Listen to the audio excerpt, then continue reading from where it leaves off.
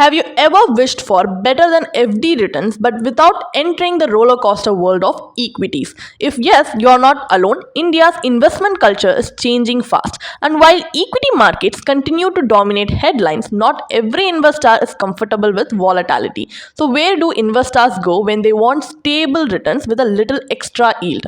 Enter high yield corporate bonds, and more importantly, platforms like stable bonds, which claims to make bond investing simple, transparent, and accessible. But the real question is the stable bonds truly worth your time and money, or are there any hidden risks behind those attractive yields? So let us break it down the answer to this question in a detailed manner in this video. Hi there, welcome back to holisticinvestment.in, where we help individual investors like you to make the right financial and investment decision to reach your financial goals in a more faster and smarter way. Now, before analyzing this bond platform, let us first understand about the bond market. So think of bonds as large scale loans. You lend money to a company or to the government and they pay you interest regularly and return your principal at maturity. Simple on paper, right? Then why do so few retail investors actively explore the bond market? Because for decades in India, bonds have been complex, filled with jargon, opaque with limited publicly available information, and institution dominated, leaving little space for small investors. But things are changing. Platforms like stable bonds and other digital marketplaces promise to make bonds as easy to buy as mutual funds, transparent, accessible, and available in smaller ticket sizes. The question is, does accessibility solve the underlying risk? Let's go deeper in this video. So, what exactly is a bond? A bond is nothing but a loan you give to the issuer, which can be a company, NBFC, bank, or government. So, in return, you get fixed interest, which is a coupon, and principal repayment at maturity. But before you hit invest, pause and ask, what if the issuer defaults? Are you fully aware of their debt levels, cash flows, and repayment history? Can you exit anytime? Bond liquidity varies widely. Some can be sold easily, some barely trade. So how do interest rates affect bond prices? When rates rise, existing bonds fall in value. Many retail investors overlook this. Am I evaluating credit risk or just chasing a high yield? A tempting return often hides a bigger risk. Online platforms list hundreds of bonds, but listing is not equal to safety. Your due diligence matters more than ever. So if you take a look at government securities, GSECs, they are considered the safest fixed income instrument in India because they are backed by the government of India itself. They offer stability, but that doesn't automatically make them suitable for all investors. So the important questions to reflect on here is, will GSECs beat inflation consistently? Historically, they stabilize portfolios, not maximize returns. And what about liquidity? While safe, some long-dated issues don't trade actively. Is RBI Retail Direct beginner friendly? It's transparent and direct, but not always intuitive for first-time users. So are the returns worth the long maturities? Many GSECs run for 10, 20, even 40 years. You can buy them through RBI Retail Direct or platforms like stable bonds, but safety and suitability are not the same. Corporate bond investing accelerated after SEBI lowered the minimum investment to 10,000 rupees, opening the gates for retail investors. But higher yield almost always means higher risk. So the questions you must ask are, does AAA truly mean safe? It means strong credit worthiness, not zero risk. So is the extra yield compensating you for hidden trouble? High coupons often indicate weaker financial strength. Is the issuer's cash flow reliable? Short-term profit is not the same as long-term solvency. So digital platforms make buying corporate bonds easy, but they do not make them safe. So your analysis matters more than the interface. So credit ratings give you a quick snapshot of an issuer's repayment capability, but here's the reality. Have agencies missed red flags before? Yes. Can a AAA fall to D in a sudden event? Yes. Can downgrades trigger panic selling and price crashes? Absolutely. So a credit rating is a starting point, not a guarantee. Smart investors use ratings but never depend solely on them.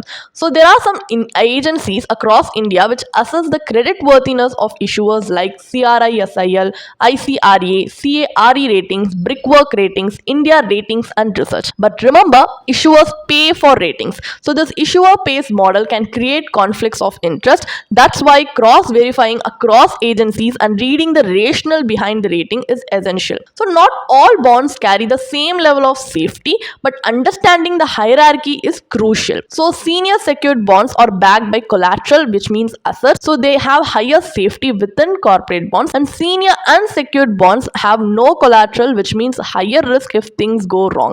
And subordinated bonds are repaid after senior bondholders, which means higher yield and higher risk. So perpetual bonds have no maturity date, sensitive to interest rate changes, and highest risk among listed bonds. So if a company collapses, the type of bond determines who gets repaid first and who potentially gets nothing. Now, as we have a basic idea about how the bond markets work, let us now move on to analyzing the bond platform, which is an online bond platform called Stable Bonds. So let's have a quick platform overview. So Stable Bonds is a SEBI registered bond platform that lets you invest in government and corporate bonds with fixed returns and predictable payouts. But pause for a moment. Does a SEBI registered platform guarantee that every bond on it is safe? Many investors confuse regulatory approval with zero risk. But here's the truth. SEBI regulates the platform, not the safety of each issuer. So before trusting the one-stop bond shop convenience, you must ask yourself, does using this platform Stable Bonds eliminate the risk of default itself? Do platform filters replace your own due diligence? Is a clean UI enough to compensate for the complexities of credit risk? Stable Bonds bridges the accessibility gap, but the responsibility of selecting safe bonds still rests entirely on the investor. So the bottom line, SEBI may strengthen transparency, but it cannot eliminate default risk. Your homework remains essential here. So Stable Bonds primarily list senior secure bonds, which sounds reassuring since these are backed by assets or receivables, but secure doesn't mean risk-free. The platform positions itself confidently as higher returns than FD, less risky than equity, which is a bold claim. But is it always true? We will break this down later in the equity versus high yield bond section in the video.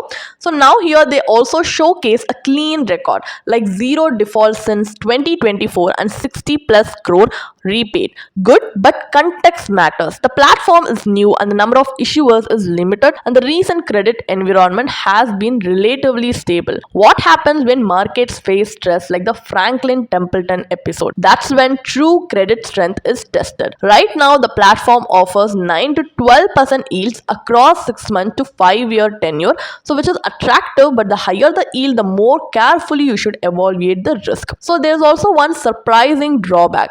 Despite listing around 45 products, the platform barely categorizes them. There's no clear separation like government securities, secured bonds, unsecured bonds, subordinated bonds, or corporate deposits. Not even filters for credit rating, tenure, or interest payout frequency. So what happens? Investors end up scrolling endlessly, and many may pick bonds simply based on yield, which is exactly what you shouldn't do. Especially if you're a new or a conservative investor, this lack of structure can make the selection process confusing and risky. And most bonds on Stable Bonds platform offer monthly, quarterly, or semi-annual payouts, which sounds great, right? But here's the catch. Does frequent payout reduce your compounding power? Yes. Should you reinvest payouts manually? Ideally, yes. Is it tax efficient? Not always. And can your payouts get delayed if the issuer has liquidity issues? Absolutely. A payout structure is perfect if you need regular income, but if you are aiming for long-term wealth creation, these bonds may not give you the compounding benefits that mutual funds do. Sometimes regular income comes at the cost of lower growth. So your investments start as low as 100 rupees for government securities and 10,000 rupees for most corporate bonds. This is great for small investors, but again, small entry points can tempt impulsive decisions. So before you hit that invest now button, ask yourself, does this fit into my long-term plan? Is high yield debt right for my risk appetite? Should emergency funds or crucial savings enter this space? The answer is almost never. Accessibility is useful only when paired with financial discipline. So Stable Bonds offers quick onboarding, free KYC, fast access to listed bonds. But the interface, not the most intuitive. Without strong filters, beginners may struggle to compare products or assess suitability. And here's a bigger thought. Does a clean interface make the investment safer, or does convenience sometimes hide the complexity of credit risk? At the end of the day, ease of use is not a substitute for due diligence. So who should actually invest through Stable Bonds? High yield bonds are not meant for everyone. They are suitable for investors who have number one, high risk tolerance. So, are you mentally prepared for delayed interest or even loss of capital? And number two, have a longer investment horizon. Holding till maturity improves your recovery chances if there is no default. And number three, it's to seek higher income or returns. So, these yields beat FDs and many debt funds but at higher risk. And number four, you want diversification. So, high yield bonds may reduce overall portfolio volatility when used in moderation. Number five, you're informed and you're an active investor, or you are under professional guidance, because before investing you need to ask yourself, can I stay calm if markets panic, or what if the issuer faces financial stress, or what if the platform itself shuts down, and does this align with my financial goals? So stable bonds online platform is better for those who have already secured their essentials and want to take calculated exposure to non-traditional debt. So there is also tax implications if you choose to invest in bonds. So now we are going to do a tax breakdown in simple and clear terms. So if you have been holding listed bonds under 12 months, you will be taxed as per slab rate. But if you have been holding listed bonds over 12 months, you will be taxed 12.5% LTCG with no indexation. And if you are holding unlisted bonds for over 24 months, then you will be taxed 12.5%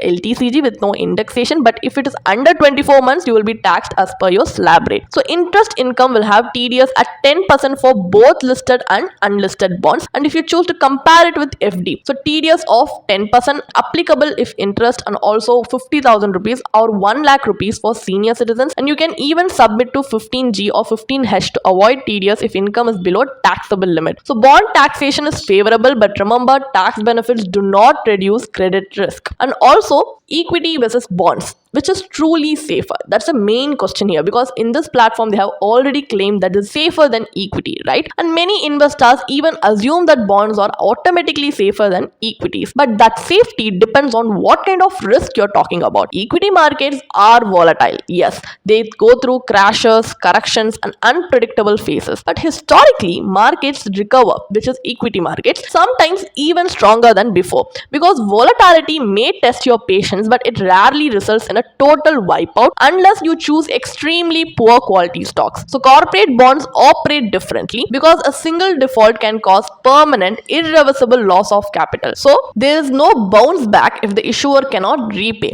We have already seen what happens when strong looking names collapse, like DHFL, which was once trusted but later turned into a massive default, and ILNFS was an AAA rated giant which suddenly collapsed, and Yes Bank 81 bonds were written down to zero overnight. Multiple NBFCs that appeared fine until liquidity pressure exposed deeper cracks. So while equity brings volatility, corporate bonds carry the risk of finality. So stability in price does not equal to safety in outcome. So in 2020, the Indian debt market witnessed one of its most dramatic events. Franklin Templeton wound up 6 debt schemes, freezing 25,000 crore. Investors couldn't redeem their money, NAV stopped updating, redemptions were locked until asset recovery began, and this wasn't a small fund house or an obscure scheme. This was a reputed AMC with a long track record. If such an institution can run into liquidity and credit issues, what about lesser known companies offering 9%, 10%, 11%, or even 12% coupon rates on private platforms? Bonds don't offer daily NAVs like mutual funds. You cannot always see the stress building up, and once liquidity dries up in the secondary market, you're effectively stuck. So chasing higher yield without understanding the underlying risk can cost you far more than it actually pays you. That risk is not loud, it doesn't announce itself. It builds quietly through weakening cash flows, rising debt, promoter issues, or sector-wide stress. Everything looks normal until it doesn't. So when a credit event hits, it tends to hit all at once. Sudden rating downgrades, collapse in secondary market liquidity, questions around collateral valuation, delays in interest or principal payments, steep drop in bond price, sometimes with no buyers. And remember, these are not substitutes for bank FDs. These are high yield, high risk instruments where the possibility of default is very real, even if the coupon looks attractive. So here's a quick summary of what really matters as a key takeaway for retail investors, which I'm now going to tell you, which is high yield is equal to high risk always. So evaluate the issuer first, not the platform platform's interface. Liquidity is unpredictable, so you may not be able to exit. And ratings can and do fail, so don't depend on them blindly. Never invest emergency funds or goal-based money in high-yield corporate bonds. Diversify across issuers, sectors, and maturities to reduce your concentration risk. Good return is useful, but recoverable return is essential. And if you're looking for more transparent alternatives, like you want fixed income exposure without taking concentrated issuer risk, you can consider other safer, more diversified options like credit risk mutual funds, which spread risk across many issuers, gives you daily NAV updates. There is professional credit analysis and better liquidity compared to individual high yield bonds. Another option is RBI Retail Direct, which is government securities, because they are backed by the government of India, which has zero default risk, transparent pricing, and suitable for long-term stability and predictable income. These options may offer lower yield, but they offer higher visibility and much lower uncertainty. So what is the final takeaway? The final verdict is investing in the online platform like stable bonds worth it or not. So platforms like stable bonds make bond investing accessible, but accessibility doesn't reduce complexity. A certified financial planner can help you match the right bond type to your financial goals, analyze issuer stability and repayment history, understand tax treatment and post-tax returns, avoid unsuitable credit risk, maintain an allocation that protects, not jeopardizes your health, build a portfolio that balances growth, income, and safety. Because smart investing isn't about chasing returns today, it's about preserving your future tomorrow. You can definitely check out the blog post we have posted on our website through the link in the description. And if you want to gain more professional guidance through a professional financial planner, you can choose to book a one-on-one complimentary consultation with one of our professional financial planner through the link in the description. Also, if you want to gain more investment and financial insights through the leading experts in the finance industry, we also conduct regularly free live webinars through which you can register and gain these insights. The link is in the description. Also, if you like this video, definitely hit like and subscribe to our YouTube channel so we can come up with more such financially beneficial content for you. Thank you for watching.